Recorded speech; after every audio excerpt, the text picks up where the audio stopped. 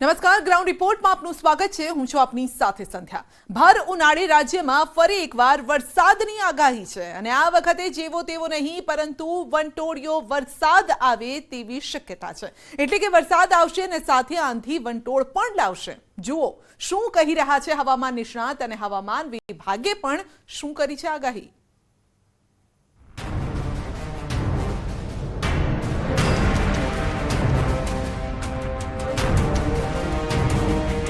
ખેડૂત ભાઈઓ સાવધાન. ઉત્તર ભારતમાં ખતરનાક એક્ટિવિટી છે. આવી રહ્યા છે આંધી અને વંટોળ. આંધી વંટોળ સાથે પડવાની શક્યતા છે. ફરી ત્રાટકી પડશે ખેડૂતોનો વેરી. પંચમહાલના ભાગો, ઉત્તર ગુજરાતના કેટલા ભાગો, મધ્ય ગુજરાતના કેટલા ભાગોમાં એક બે નહીં 4 દિવસ ગુજરાત માટે છે ભારે.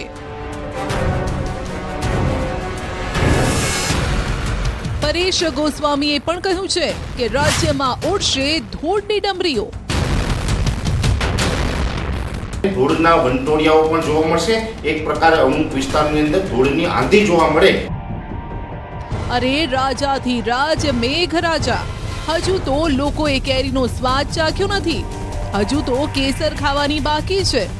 કેસરનો રસ અને પૂરીનો સ્વાદ માણવાનો પણ બાકી છે. માટે તમે થોડી ધીરજ ધરો તો સારું, નહીં તો કેરી એ પડી રહેશે અને રસનો સ્વાદ પણ નહીં ચાખવા મળે.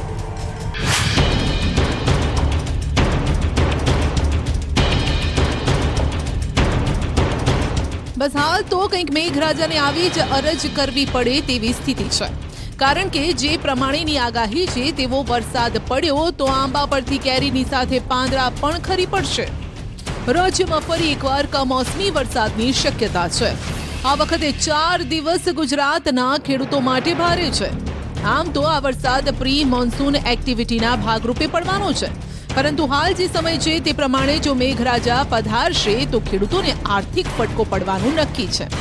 કારણ કે માવઠા જેવા તેવા નહીં પરંતુ આંધી વંટોળ સાથે વરસાદ આવવાનો છે. અને જો આવું થયું તો ચોમાસા પહેલા બાગાયતી પાક લેનારા ખેડૂતોને ફરી એકવાર માથે હાથ દઈને રડવાનો વારો આવશે. કારણ કે હાલ કેરીની સિઝન છે. આંબા પર કેરીનો પાક છે. કેરી પાકી જતા ખેડૂતો અને ઇજારદારો કેરી ઉતારી રહ્યા છે. જો આવા સમયે વરસાદ થાય તો વાતાવરણ ભેજવાળું બને. આંબા પર રહેલી કેરીને નુકસાન થાય, પરંતુ આંબા પરથી ઉતારીને પકવવા મૂકેલી કેરી પણ ભેજના કારણે બગડી જાય. એટલે હાલ તો વરસાદ ન આવે તો જ ખેડૂતો અને કેરી રસિકોની ભલાઈ છે. જો વરસાદ પડશે તો ખેડૂતોને આર્થિક ફટકો પડશે. ભાવ વધતા કેરીના રસિયાઓને કેરીનો સ્વાદ પણ ખાટો લાગશે. હવે એ પણ જાણી લો કે ક્યારે પડશે આ વરસાદ. 10 થી 14 મે સુધી અંબાલાલ પટેલે કરી છે આગાહી. આ દિવસોમાં ક્યાં વરસાદ પડી શકે છે એ પણ સાંભળો. આ વખતે તારીખ 10મી મેથી 14મી જૂન વચ્ચે પ્રી મોન્સૂન એક્ટિવિટી થવાની શક્યતા રહે છે. ઉત્તર ભારતમાં ખતરનાક એક્ટિવિટી છે અને આરબ સાગરનો ધૂળતર પણ ચડી આવશે. પરંતુ આ જે ગતિવિધિ જે છે એ ગતિવિધિના કારણે પંચમહાલના ભાગો, ઉત્તર ગુજરાતના કેટલા ભાગો, મધ્ય ગુજરાતના કેટલા ભાગોમાં આંધી વંટોળ સાથે પડવાની શક્યતા રહે છે. અગાઉ પણ અંબાલાલ પટેલે શક્યતા વ્યક્ત કરી હતી કે 11 મે પછી બંગાળના ઉપસાગરમાં ચક્રવાત સર્જાશે. આ ઉપરાંત મેના અંતમાં અને જૂનના પહેલા સપ્તાહમાં અરબ સાગરમાં હલચલ જોવા મળશે. જ્યારે 17 થી 24 મેના આંદામાન નિકોબાર ટાપુમાં ચોમાસું સક્રિય થશે. કેટલાક ભાગોમાં વરસાદ થશે તો પૂર્વ પેસિફિક જળવાયુ ઠંડા થતા લા નીનોની અસર પણ જૂનના બીજા સપ્તાહમાં જોવા મળશે. દરિયાનું પાણી વધુ ગરમ રહેતા વાયુનું જોર રહેવાથી ચોમાસું સારું આવવાની શક્યતા વ્યક્ત કરાઈ છે. મે માસમાં બંગાળ ઉપસાગરમાં ચક્રવાતો સર્જાવાની શક્યતા રહે છે અને આ ચક્રવાતો લગભગ 10, 11, 12 મે પછી તેની શક્યતાઓ વધારે રહેશે. અને તારીખ 17 થી 24માં આંદામાન નિકોબાર ટાપુ પર ચોમાસું શરૂ થવાની શક્યતા રહેશે. દક્ષિણ ઉપસાગરમાં ભારે હલચલ જોવા મળશે અને ત્યારબાદ જે લક્ષદ્વીપના ટાપુઓમાં પણ થોડીક અસર જોવા મળશે. આ ઉપરાંત આ વખતે ગરમી એટલી પડી છે કે લોકો ત્રાહિમામ પોકારી ગયા છે. તો આ વખતે ચોમાસું પણ વહેલું આવી જશે આપની આ ગરમીને ઠંડીમાં પરિવર્તિત કરવા માટે. અંબાલાલ પટેલે શક્યતા વ્યક્ત કરી છે કે ચોમાસું વહેલું બેસશે. શરૂઆતનું ચોમાસું આહવા ડાંગ વલસાડમાં ભારે વરસાદ કરશે. સૌરાષ્ટ્રના ભાગો જૂનાગઢ અને અમરેલીમાં પણ વધુ વરસાદ થશે. કૃતિકા નક્ષત્રનો વરસાદ જે છે આગામી આવનાર ચોમાસું સારું જાય એવું ગણાય છે. અને ત્યારબાદ આ વખતે ચોમાસું લગભગ વહેલું આવવાની શક્યતા છે. આ સાથે જ અંબાલાલ પટેલે ખેડૂતો માટે પણ ખુશખબર આપ્યા છે. કારણ કે વહેલું ચોમાસું આવશે તેની સાથે ચોમાસું સારું રહેશે તેવી પણ આગાહી કરી છે. અને રાજ્યમાં સરેરાશ 106% વરસાદ થશે. 24 મેથી 5મી જૂન વચ્ચે રોહિણી નક્ષત્રનો વરસાદ થવાની શક્યતા રહે છે. જૂન માસના મધ્ય પછી આંધી વંતો સાથે વરસાદ થવાની શક્યતા રહે છે. પણ જુલાઈ ઓગસ્ટમાં રાજ્યના ભાગમાં ઘણો સારો વરસાદ થવાની શક્યતા છે. કેટલાક ભાગમાં પૂર આવવાની શક્યતા રહે છે. આ વખતે ચોમાસું લગભગ કોઈ ભાગમાં તો 106% જેવું થવાની શક્યતા રહી શકે.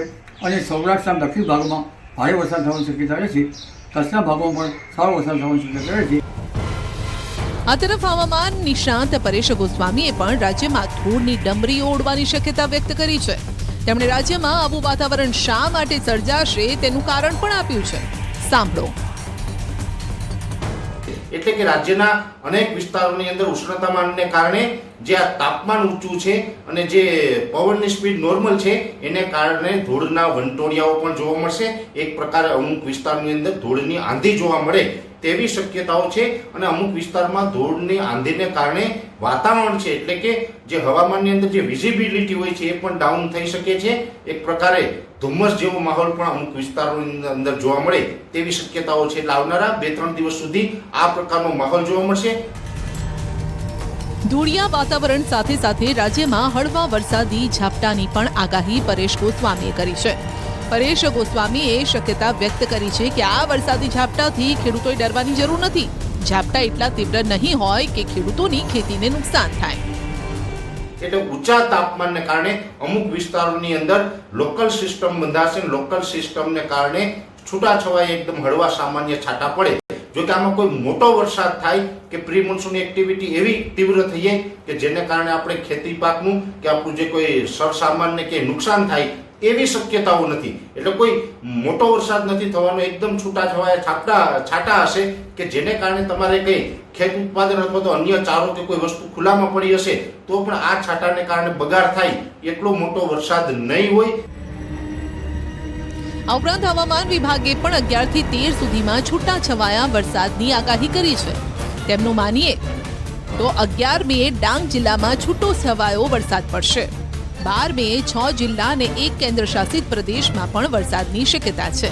જેમાં છોટાઉદેપુર, નર્મદા, તાપી, નવસારી, ડાંગ, વલસાડ, દમણ અને દાદરા નગર હવેલીમાં વરસાદની શક્યતા છે.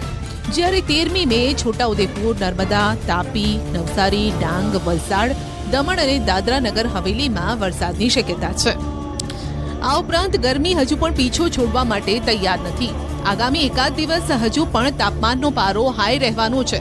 સુરત દાદા બરાબરના તપેલા રહેશે. કચ્છમાં વસતા લોકોને તો હીટ વેવનો સામનો પણ કરવો પડશે. હવામાન વિભાગે કચ્છ જિલ્લા માટે હીટ વેવની આગાહી કરી છે. ઉપરાંત રાજ્યના દરિયાકાંઠાના વિસ્તારમાં ભેજ અને ગરમ પવન ફૂંકાવાની પણ શક્યતા છે. સૌરાષ્ટ્ર, કચ્છ, દક્ષિણ ગુજરાતના દરિયા કિનારાના વિસ્તારોમાં ગરમ પવન વાશે. હવામાન નિષ્ણાત પરેશ ગોસ્વામીનું અનુમાન છે કે પ્રી મોન્સૂન એક્ટિવિટી પહેલા રાજ્યમાં ગરમીમાંથી કોઈ જ રાહત નથી મળવાની. 2 દિવસ સુધી જે આ તાપમાનમાં કોઈ ઘટાડો નહીં થાય, 1 પોઈન્ટનો પણ તાપમાનની અંદર ઘટાડો થાય તેવી શક્યતાઓ દેખાતી નથી. 9 તારીખ સુધી તાપમાન આ રીતે રહેશે. 10 તારીખથી તાપમાનમાં રાહત મળશે, પણ એ રાહત છે માત્ર 1 થી 1.5 ડિગ્રીની રાહત હશે. કોઈ મોટી રાહત છે હમણાં મળે તેવી શક્યતાઓ નથી. આમ હાલ ફરીથી નાગરિકોને ડબલ ઋતુનો અનુભવ થવાનો છે. એટલે કે ખેડૂતોએ સાચવવાનું છે, પરંતુ સામાન્ય નાગરિકોએ પણ રોગચાળાથી બચીને રહેવાનું છે.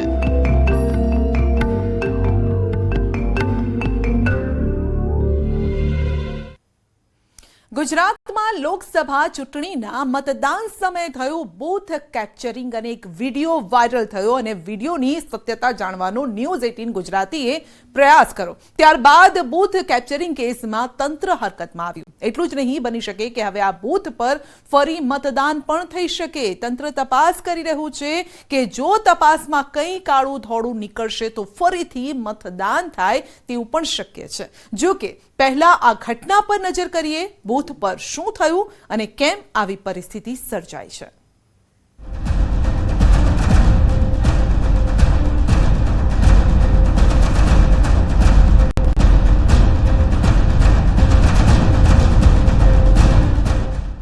પહેલા આ વિડીયો જુઓ. લોકશાહીના પર્વને લાંછન લગાવતા આ દ્રશ્યો છે દાહોદ અને મહીસાગરના, જ્યાં કેટલાક લોકોએ બૂથને જાણે કે હાઈજેક કરી લીધા હોય તેમ પોતાની મનમાની પર ઉતરી આવ્યા. જાણે કે પપ્પાનું રાજ હોય તેમ ખુલ્લેઆમ મોબાઈલ લઈને બૂથમાં પહોંચી ગયા. એટલું જ નહીં, આ દરમિયાન સોશિયલ મીડિયા પર લાઈવ સ્ટ્રીમિંગ પણ કર્યું. દાવો તો એ છે કે અહીં બોગસ વોટિંગ પણ કરવામાં આવ્યું છે. હવે આ દ્રશ્યો જુઓ. દાહોદના પ્રથમપુરમાં થયું છે બૂથ કેપ્ચરિંગ. અહીં તો ભાજપ નેતાના પુત્રને મશીન આપણા બાપનું છે કહેવું હવે ભારે પડ્યું છે.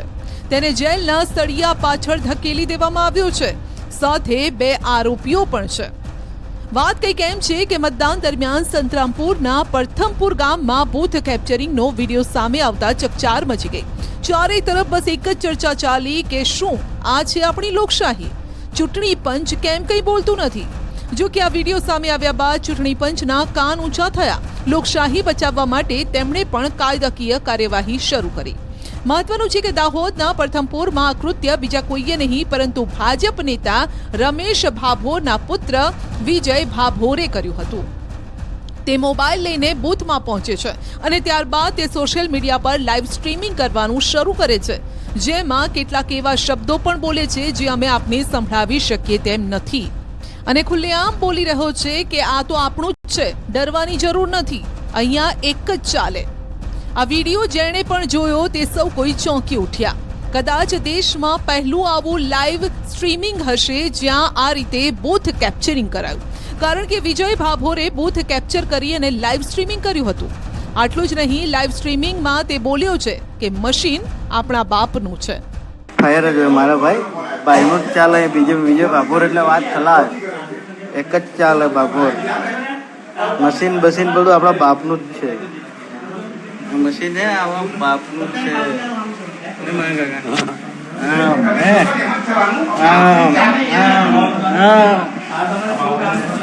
એક જ ચાલે. ફટાફટ દબાવો છો કાકા. બોલો દબાવું જ છું. ચલો રેડી. ગ્રેડ આપો. હા ready. Okay done. Jaswantbhai done. જો કે આ વિડીયો જેણે જોયો તેને સવાલ પણ થયો કે ત્યાં ઉપસ્થિત કર્મચારીઓ શું કરતા હતા, પોલીસ શું કરતી હતી.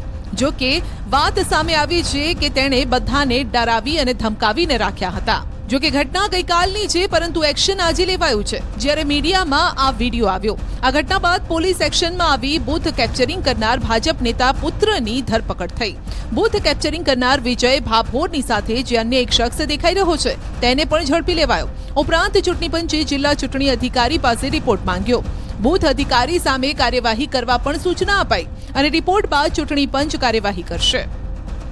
तो हमने तुरंत ही मतलब जो भी जैसे ही हमको पता चला और ये चीज़ें बाहर आई तो तुरंत ही हमने उनका पकड़ लिया, दोनों जो भी आरोपी थे उनको, और उनको साथ में भी उनका पूछताछ भी की गई और इन्वेस्टिगेशन भी हमारा चालू हो चुका है.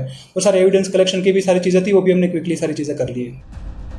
तो लाइव स्ट्रीमिंग में भाजपना नेताना पुत्र सत्ताना नशामा अने दारूना नशामा होय तेवा पण भासी रह्या छे.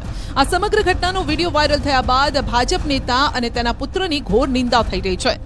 दावो ए पण छे के कोंग्रेसना एजंटने डरावी धमकावीने विजय अने तेना साथीए भगाड़ी मूक्यो अने त्यारबाद बोगस वोटिंग कर्युं. दाहोद कोंग्रेसना एक नेताए तो त्यां सुधी आरोप लगाव्या के आवी घटना एक जग्याए नहीं परंतु आवी तो 20 થી 25 जग्याए थई छे. प्रथमपुर बूथ में जे रीते जे असामाजिक तत्वोए बूथ હાઇજેક કર્યું એવું કહી શકાય અને બધા જ બોગસ વોટ કર્યા છે. ત્યાં અમારા એજન્ટને બહાર કાઢી મૂક્યો હતો અને ખરેખર આ એક ચૂંટણી પંચ અને લોકશાહી માટે ખરેખર બહુ ખરાબ કહી શકાય એવી પરિસ્થિતિ છે. અમે ચૂંટણી પંચને પણ ફરિયાદ કરવાના છીએ અને સાથે સાથે અમે એવો આગ્રહ કરીએ છીએ કે આમાં કાયદેસરના પગલાં લેવાય અને જે તે સાક્ષી કે જે તે અધિકારીઓ છે ત્યાં પણ એમની સામે પણ એક્શન લેવાય અને ફરીથી એ બૂથમાં મતદાન થાય એવી અમારી વિનંતી છે. તો કોંગ્રેસ આ મુદ્દે તંત્ર પર ગંભીર આરોપ લગાવી રહી છે. સવાલ ઉઠાવ્યા છે કે બૂથ પર હાજર સુરક્ષા જવાનો શું કરી રહ્યા હતા? પોલીસે ભાજપ નેતાના પુત્રને રોકવાનો પ્રયાસ કેમ ન કર્યો? એની હિંમત તો ત્યારે છે કે પોલિંગ ઓફિસર એક પણ પ્રકારની રોકવાનો પ્રયત્ન નથી કરતા. પોલીસ તંત્ર અહીંયા રોકવાને બદલે એને મદદ કરતા હોય, જે એની ફરજ છે, એની બદલે પોલીસ તંત્ર મદદ કરતા હોય તેમ મૌન ધારણ કરીને સાઈડમાં ઊભું રહ્યું છે દર્શક તરીકે. મને એમ લાગે છે કે આ સમગ્ર ઘટના એ લોકતંત્રની સૌથી મોટી હત્યા પેકારનું આ જીવતું જાગતું ઉદાહરણ છે. આ તો એક ઘટનાની વાત છે. આવી જ એક ઘટના મહીસાગરમાંથી પણ સામે આવી, જ્યાં એક યુવક પહેલા તો મતદાન બૂથ સુધી મોબાઈલ લઈને પહોંચે છે. ત્યાં સુધી તેને કોઈ રોકનાર પણ નથી. એટલું જ નહીં, તે મત આપતી વખતે મોબાઈલથી વિડીયો ઉતારે છે અને પછી વીવીપેટ મશીનમાં જે ચિઠ્ઠી આવે છે તે પણ તે બતાવે છે, જેનો મતલબ કે તેણે કોને વોટ આપ્યો તે પણ તે આ વિડીયોમાં બતાવી રહ્યો છે અને પછી મૂછો પર તાવ આપે છે, જાણે કે બહુ બહાદુરીનું કામ કર્યું હોય. યુવકના માથે તિલક પણ છે. આ વિડીયો ઇન્સ્ટાગ્રામમાં અપલોડ થયો હોય તેવું લાગે છે, કારણ કે વિડીયોમાં પ્રિતેશ ઠાકોરના નામની સાથે ઇન્સ્ટાગ્રામનું નિશાન પણ છે. સાથે જ નીચે લખેલું છે જાનકી દેવરાજ ગ્રુપ અને જય શ્રી રામ. પંચમહાલ લોકસભાનો આ વિડીયો છે. જો કે આ વિડીયો વટમાં બનાવ્યો હોય તેવું લાગી રહ્યું છે. જોવાનું રહેશે કે તંત્ર હવે આ મામલે શું પગલાં લે છે. અમદાવાદમાં પીરાણા ઇમામ શાહ દરગાહ અને મંદિરની જમીનનો વિવાદ એકવાર ફરી સામે આવ્યો છે. થોડા વર્ષો પહેલા બનાવાયેલી દિવાલ વિવાદનું મૂળ કારણ છે. જો કે આ વખતે વિવાદ લોહિયાળ પણ બન્યો છે. જુઓ શું છે વિવાદ અને સમગ્ર ઘટના. ખંડિત મૂર્તિ, મંદિર પરિસરમાં તોડફોડ, હથોડો, અફરાતફરી, મંદિરમાં તોડફોડ, બીજી તરફ બૂમાબૂમ અને પોલીસની હાજરીમાં જ પથ્થરમારો. બે જૂથ વચ્ચે એવો ધીંગાણું સર્જાયું કે કેટલાય લોકો ઘાયલ થયા, લોહીલુહાણ થયા. આ દરમિયાન કેટલાક પોલીસ કર્મીઓ પણ ઘવાયા. અમદાવાદના પીરાણા ગામમાં આવેલા મંદિરના દ્રશ્યો છે, જ્યાં વર્ષ પહેલા જે વિવાદે જન્મ લીધો હતો તે વિવાદે ફરી આંખ ખોલીને ઊભા થવાનો પ્રયત્ન કર્યો છે. ફરી અહીં મારામારીના દ્રશ્યો સર્જાયા. ફરી એકવાર હથિયારધારી પોલીસનો ચાંપતો બંદોબસ્ત ગોઠવી દેવાયો અને ફરી મામલો એકવાર પોલીસ સ્ટેશન સુધી પહોંચ્યો. વિવાદને સમજીએ તે પહેલા કેમેરામાં કેદ થયેલા આ દ્રશ્યો જુઓ. હાથમાં હથોડા, લોખંડના સળિયા અને લાકડાના ફટકા. ચારે તરફ હોરીઓ બોલી રહ્યો છે. કેટલાક લોકો મોબાઈલમાં શૂટિંગ કરી રહ્યા છે અને કેટલાક લોકો મંદિર પરિસરમાં હથોડા વડે તોડફોડ કરી રહ્યા છે. કેટલાક લોકો પથ્થરમારો કરી રહ્યા છે. એટલે કે એ જ પરિસરમાં બે જૂથ આમને સામને આવી ગયા છે. આ બબાલ ચાલી રહી હતી અને ત્યારે જ પોલીસ જવાનો દોડી આવ્યા. જો કે કેટલાક લોકોએ પોલીસની હાજરીમાં જ પથ્થરમારો કર્યો, જેમાં પોલીસ જવાનો પણ ઘાયલ થયા. तोड़फोड़ जो है उस तोड़फोड़ की सूचना जब हमें मिली तो हमारे यहाँ पे LCB SOG और मैं DYSP और यहाँ के असलाली पुलिस स्टेशन की जो पुलिस वो हम वहाँ पे तुरंत जगह पे पहुँचे थे. और जगह पे पहुँचने के बाद हमने वहाँ पे देखा कि दोनों तरफ से जो है एक टोला इकट्ठा हो रखा था.